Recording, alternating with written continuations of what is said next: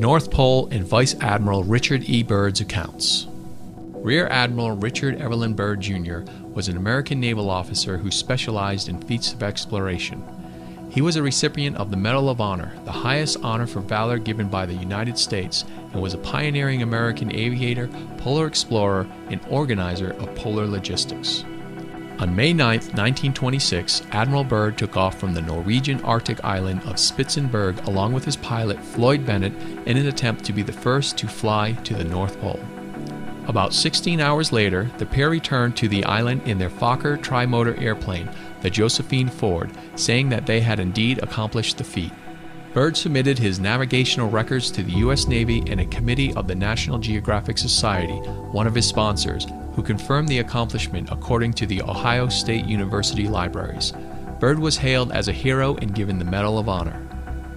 However, for some unknown reason, Admiral Byrd's official accounts of his journey were not long after disproved and even denied as inconclusive. When you learn of what Admiral Byrd claims to have found and experienced on his Arctic North Polar journey, it becomes clear why the official channels of society may have quickly decided to dismiss his claims. However, we must take into consideration the fact that Rear Admiral Richard E. Byrd was a well-respected member of society and highly decorated member of the U.S. Navy. The following is a reading of the official transcripts of Rear Admiral Richard E. Byrd's flight logs recording during and shortly after his pioneering journey deep into the unknown regions of the Arctic North Pole on the 19th of February 1947. 0600 hours. All preparations are complete for our flight northward, and we are airborne with full fuel tanks at 0610 hours. 0620 hours. Fuel mixture on starboard engine seems too rich. Adjustment made and Pratt Whitneys are running smoothly. 0730 hours. Radio check with base camp. All is well and radio reception is normal. 0740 hours. Note slight oil leak in starboard engine. Oil pressure indicator seems normal, however. 0800 hours. Slight turbulence noted from easterly direction at an altitude of 2,321 feet. Correction to 1,700 feet. No further turbulence, but tailwind increases.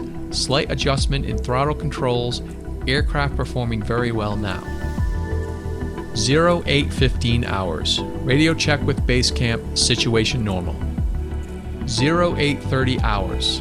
Turbulence encountered again. Increase altitude to 2,900 feet. Smooth flight conditions again. 0910 hours. Vast ice and snow below. Note coloration of a yellowish nature and dispersed in a linear pattern. Altering course for better examination of this color pattern below. Note reddish or purple color also. Circle this area 2 full turns and return to assigned compass heading. Position check made again to base camp and relay information concerning colorations in the ice and snow below. 0910 hours. Both magnetic and gyro compasses beginning to gyrate and wobble. We are unable to hold our heading by instrumentation. Take bearing with sun compass, yet all seems well. The controls are seemingly slow to respond and have sluggish quality, but there is no indication of icing. 0915 hours. In the distance is what appears to be mountains. 0949 hours. 29 minutes elapsed flight time from the first sighting of the mountains. It is no illusion.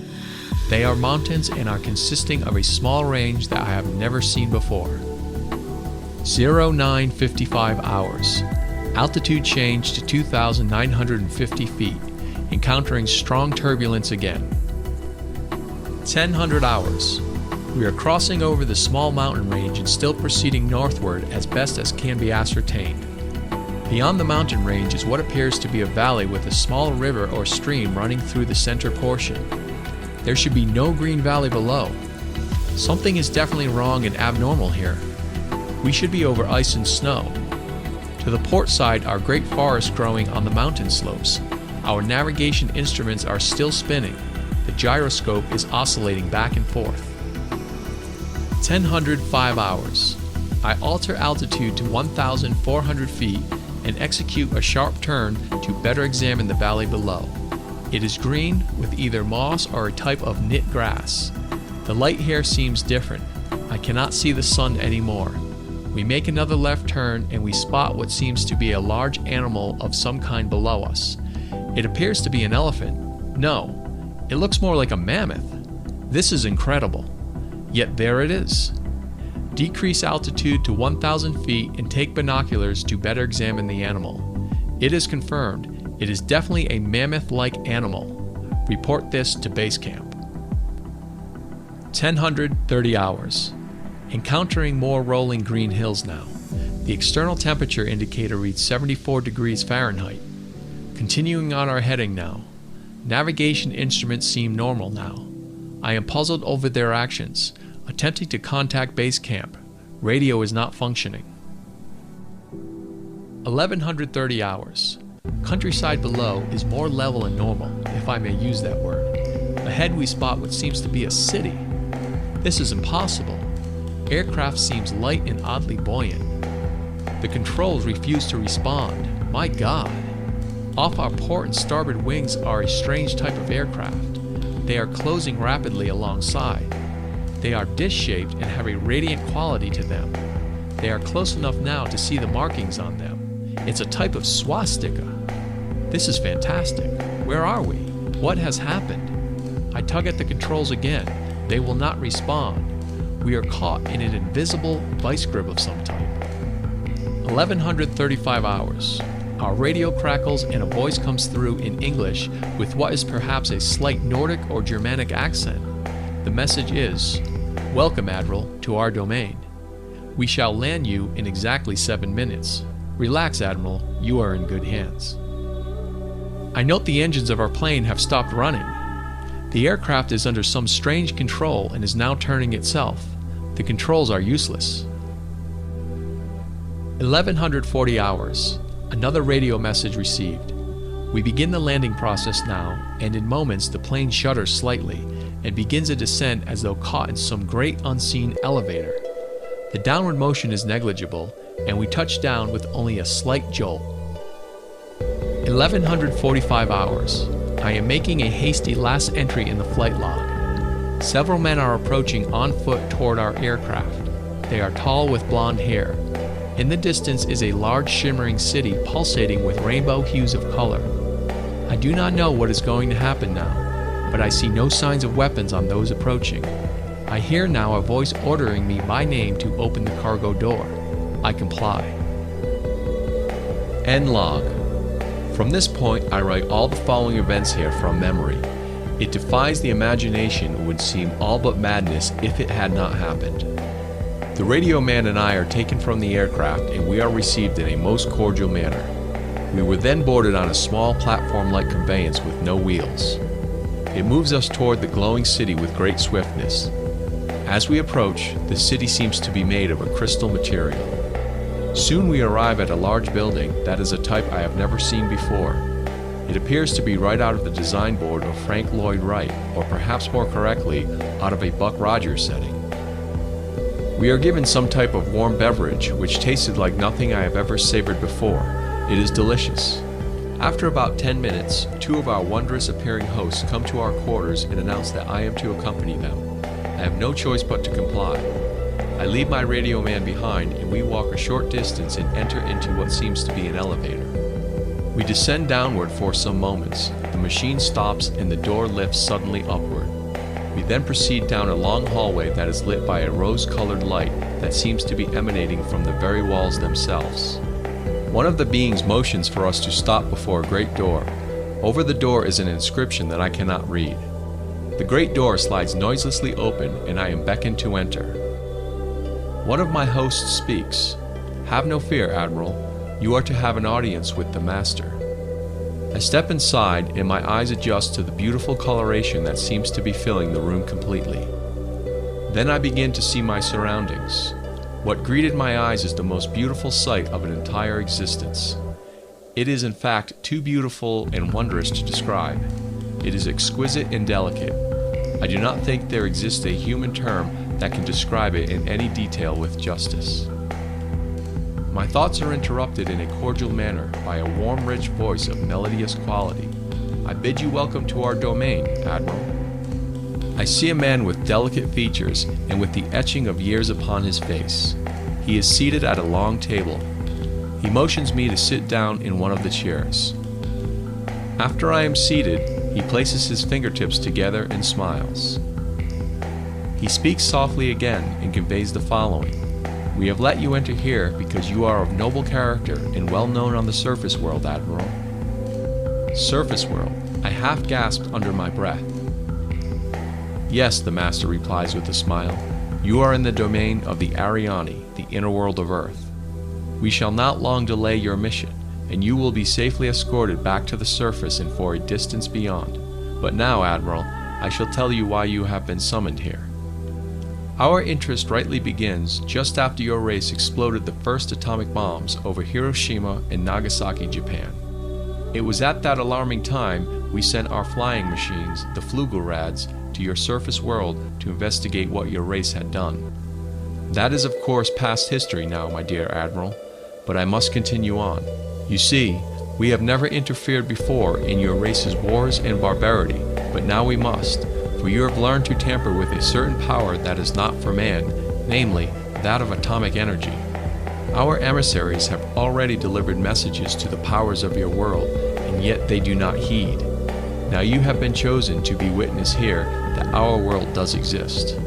You see, our culture and science is many thousands of years beyond your race, Admiral. I interrupted, but what does this have to do with me, sir? The Master's eyes seemed to penetrate deeply into my mind, and after studying me for a few moments he replied, Your race has reached the point of no return, for there are those among you who would destroy your very world rather than relinquish their power as they know it. I nodded, and the Master continued. In 1945 and afterward, we tried to contact your race, but our efforts were met with hostility, and our Flugelrads were fired upon. Yes, even pursued with malice and animosity by your fighter planes. So now, I say to you, my son, there is a great storm gathering in your world, a black fury that will not spend itself for many years. There will be no answer in your arms. There will be no safety in your science. It may rage on until every flower of your culture is trampled, and all human things are leveled in vast chaos. Your recent war was only a prelude of what is yet to come for your race. We here see it more clearly with each hour. Do you say I am mistaken? No, I answer. It happened once before. The Dark Ages came and they lasted for more than 500 years. Yes, my son, replied the Master. The Dark Ages that will come now for your race will cover the earth like a pall, but I believe that some of your race will live through the storm. Beyond that, I cannot say. We see at a great distance a new world stirring from the ruins of your race, seeking its lost and legendary treasures, and they will be here, my son, safe in our keeping. When that time arrives, we shall come forward again to help you revive your culture and your race. Perhaps by then, you will have learned the futility of war and its strife, and after that time, certain of your culture and science will be returned for your race to begin anew. You, my son, are to return to the surface world with this message. With these closing words, our meeting seemed at an end. I stood for a moment as in a dream, but yet I knew this was reality, and for some strange reason, I bowed slightly, either out of respect or humility, I do not know which. Suddenly, I was again aware that the two beautiful hosts who had brought me here were again at my side. This way, Admiral, mentioned one. I turned once more before leaving and looked back toward the Master. A gentle smile was etched on his delicate and ancient face. Farewell, my son, he spoke. Then he gestured with a lovely, slender hand a motion of peace, and our meeting was truly ended. Quickly, we walked back through the great door of the Master's chamber and once again entered into the elevator. The door slid silently downward, and we were once again going upward. One of my hosts spoke again. We must now make haste, Admiral, as the Master desires to delay you no longer on your scheduled timetable, and you must return with his message to your race. I said nothing. All of this was almost beyond belief, and once again my thoughts were interrupted as we stopped. I entered the room and was again with my radio man. He had an anxious expression on his face. As I approached, I said, "It is all right, Howie. It is all right." The two beings motioned us toward the awaiting conveyance. We boarded and soon arrived back at the aircraft. The engines were idling and we boarded immediately. The whole atmosphere seemed charged now with a certain air of urgency. After the cargo door was closed, the aircraft was immediately lifted by that unseen force until we reached an altitude of 2,700 feet. Two of the aircraft were alongside for some distance, guiding us on our return way. I must state here, the airspeed indicator registered no reading, yet we were moving along at a very rapid rate. Entry flight log continues. 0215 hours. A radio message comes through. We are leaving you now, Admiral. Your controls are free. Auf Wiedersehen. We watched for a moment as the Flugelrads disappeared into the pale blue sky. The aircraft suddenly felt as though caught in a sharp downdraft for a moment. We quickly recovered her control. We do not speak for some time. Each man has his thoughts. 0220 hours. We are again over the vast areas of ice and snow, approximately 27 minutes from base camp. We radio them, they respond. We report all conditions normal. Base camp expresses relief at our re-established contact. 0300 hours. We land smoothly at base camp. I have a mission. End log entries. March 11, 1947. I have just attended a staff meeting at the Pentagon. I have stated fully my discovery and the message from the Master. All is duly recorded. The President has been advised. I am now detained for several hours. 6 hours, 39 minutes to be exact. I am interviewed by top security forces and a medical team. It was an ordeal. I am placed under strict control via the national security provisions of the United States of America. I am ordered to remain silent in regard to all that I have learned on behalf of humanity. Incredible. I am reminded that I am a military man and I must obey orders. December 30th, 1956. Final entry. I must write this diary in secrecy and obscurity. It concerns my Arctic flight of the 19th day of February in the year of 1947. There comes a time when the rationality of men must fade into insignificance and one must accept the inevitability of the truth. I am not at liberty to disclose the following documentation at this writing. Perhaps it shall never see the light of public scrutiny, but I must do my duty and record here for all to one day read. These last few years elapsed since 1947 have not been kind. I now make my final entry in this singular diary. In closing, I must state that I have faithfully kept this matter secret as directed all these years. It has been completely against my values of moral right. Now I seem to sense the long night coming on, and this secret will not die with me, but as all truth shall, it will triumph, and so it shall. This can be the only hope for mankind. I have seen the truth, and it has quickened my spirit and has set me free. I have done my duty towards the monstrous military-industrial complex. Now, the long night begins to approach, but there shall be no end. Just as the long night of the Arctic ends, the brilliant sunshine of truth shall come again, and those who are of darkness shall fall in its light. For I have seen that land beyond the pole, that center of the great unknown. Admiral Richard E. Byrd, United States Navy, December 24th, 1956.